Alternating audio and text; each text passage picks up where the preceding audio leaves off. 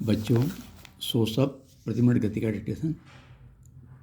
इस डिक्टेशन में अंग्रेजी बोल शब्द भी खूब आ रहे हैं, वो आप लोगों को लिखना चाहिए। Yes, start. इंटरनेट ने वित्तीय मोर्चे पर जीवन काफ़ी सुगम बनाया है। इसके साथ ही इस मंच पर उभरे फर्जी एवं शरारती लोन ऐप्स लोगों की दुश्वारियां भी बढ़ा रहे हैं। ये इस कारण फर्जी एवं शरारती हैं क्योंकि ये किसी सुनिश्चित नियामकी दायरे में संचालित नहीं हो रहे हैं और कर्ज देने की आड़ में लोगों का आर्थिक, मानसिक एवं भावनात्मक शोषण कर उन्हें प्रताड़ित करने में लगे हैं। इनके चलते लोगों की निजी जानकारियों और अहम सूचनाओं के दुरुपयोग का जोखिम भी बढ़ा है। तात्कालिक वित्तीय जरूरत की पूर्ति के लिए लोग न तो कर्ज देने वाली की वैधता जांचते हैं और न ही उससे जुड़े नियम एवं शर्तों की कोई पड़ताल करते हैं। इसके चलते वे कर्ज की आड़ में ऐसी आफत मोल ले लेते हैं जिससे उनका पीछा छूटना मुश्किल हो जाता है। फर्जी लोन ऐप्स सुनियोजित ढंग से जाल फैलाते हैं। लोगों को लुभाने के लिए उनकी एक आकर्षक पेशकश तो यही होती है कि किसी विशेष कागजी कार्रवाई के बिना ही उनका कर्ज उपलब्ध है।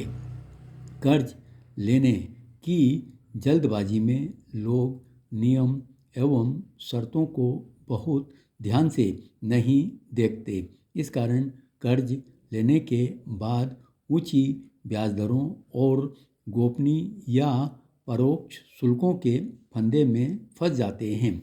इससे भी अधिक विचलित करने वाली बात यह है कि वे सीधे सीधे उत्पीड़न करने लगते हैं। कई बार लोगों के फोटोग्राफ के साथ छेड़छाड़ तो कभी उनकी निजी जानकारियों का गलत इस्तेमाल करते हैं। कई ऐसे मामले भी सामने आए हैं जहां ऐसे ऐप्स ने कर्जदार के फ़ोन की कॉन्टैक्ट लिस्ट को एक्सेस कर उनके रिश्तेदारों एवं परिचितों को वसूली के लिए मैसेज या कॉल किए। इससे कई लोगों के रिश्ते भी खराब हुए। यह शोषणकारी रवैया न केवल लोगों की नाजुक वित्तीय स्थिति का अपने हित में लाभ उठाने वाला बल्कि उनकी निजता और गरिमा पर भी आघात करता है। ऐसे में डिजिटल वित्तीय सुरक्षा के लिए समाधान अपरिहार्य हो गया है। यह आवश्यकता इसलिए और अधिक महसूस होती है क्योंकि फर्जी लोन ऐप्स का सबसे बड़ा शिकार गरीब तबका होता है, जिस तबके के पास पर्याप्त वित्तीय समझ नहीं है। वह पैसों की ज़रूरत की तत्काल पूर्ति के लिए आसानी से इन वित्तीय शिकारियों की चंगुल में फंस जाता है। इन पीड़ितों को न केवल वित्तीय नुकसान उठाना पड़ता है बल्कि वे मानसिक प्रताड़ना भी झेलते हैं। फर्जी लोन ऐप्स तमाम तिकड़मों से लोगों का जीना दूभर कर देते हैं। इसके व्यापक सामाजिक प्रभाव को भी अनदेखा नहीं किया जा सकता। इससे अन्य भरोसेमंद एवं वैध वित्तीय संस्थानों के प्रति भरोसा भी घटता है, जिससे वित्तीय समावेशन की प्रक्रिया बाधित होती है। जबकि भारत जैसी विकासशील अर्थव्यवस्था के लिए वित्तीय समावेशन अत्यंत महत्वपूर्ण है। इन ऐप्स से निपटने के लिए एक व्यापक रणनीति बनानी होगी।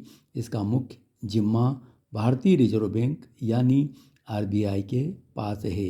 एक कड़ा नियामकी ढांचा इसके लिए सबसे ज़रूरी है। डिजिटल ऋणदाता इकाइयों के परिचालन के लिए रिजर्व बैंक को कड़े मानक बनाने होंगे। नियमित निगरानी करनी होगी। वित्तीय लेन देन में पारदर्शिता के लिए व्यापक ऑडिट जरूरी है। अमेरिका में कंज्यूमर फाइनेंशियल प्रोटेक्शन ब्यूरो ऐसे ढांचे का बढ़िया उदाहरण है।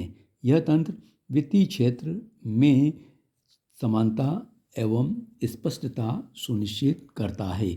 जहाँ तक भारत की बात है तो पूर्व में रिजर्व बैंक के कार्य समूह ने डिजिटल इंडिया ट्रस्ट एजेंसी नाम से एक विशेष निगरानी एजेंसी बनाने की अनुशंसा की थी। इस इकाई की परिकल्पना ऋण प्रदाता ऐप्स को प्रमाणित करने और अनुमति प्राप्त ऐप्स की पारदर्शी रजिस्ट्री के संकलन के साथ ही उनके परिचालन लाइसेंस की निगरानी और लाइसेंस को रद्द करने की शक्ति प्रदान करने के साथ की गई थी। यह प्रस्ताव मूर्त रूप नहीं ले पाया। आरबीआई ने अनधिकृत ऋणदाताओं की धरपकड़ के लिए ऐप्स स्टोर संचालकों से भी संपर्क किया। असल में ऐप स्टोर नियमन को कड़ा करना भी कारगर रणनीति है। गूगल प्ले और एप्पल के ऐप स्टोर के साथ मिलकर रिजर्व बैंक सुनिश्चित कर सकता है कि संबंधित ऐप्स एक निर्धारित प्रक्रिया की कसौटी पर खरे उतरे। इस प्रक्रिया में संबंधित ऐप्स की विश्वसनीयता को परखने के साथ यह भी देखा जाए कि क्या वे भारतीय वित्तीय कानूनों का अनुपालन करते भी हैं या नहीं। दक्षिण कोरिया में यही रणनीति अपनाई जाती है। वहाँ वित्तीय ऐप्स को फाइनेंशियल सुपरवाइजरी सर्विस द्वारा प्रमाणित किया जाता है।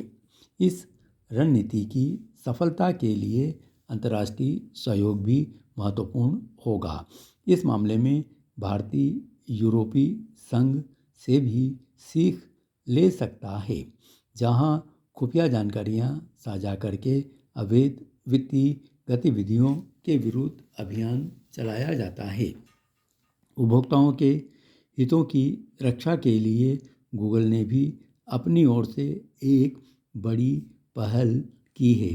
उसने fintech association for consumer empowerment यानी फेस के साथ हाथ मिलाया है।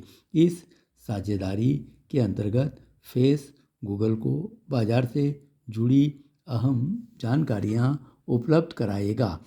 इससे शरारती ऐप्स पर शिकंजा कसने में मदद मिलेगी।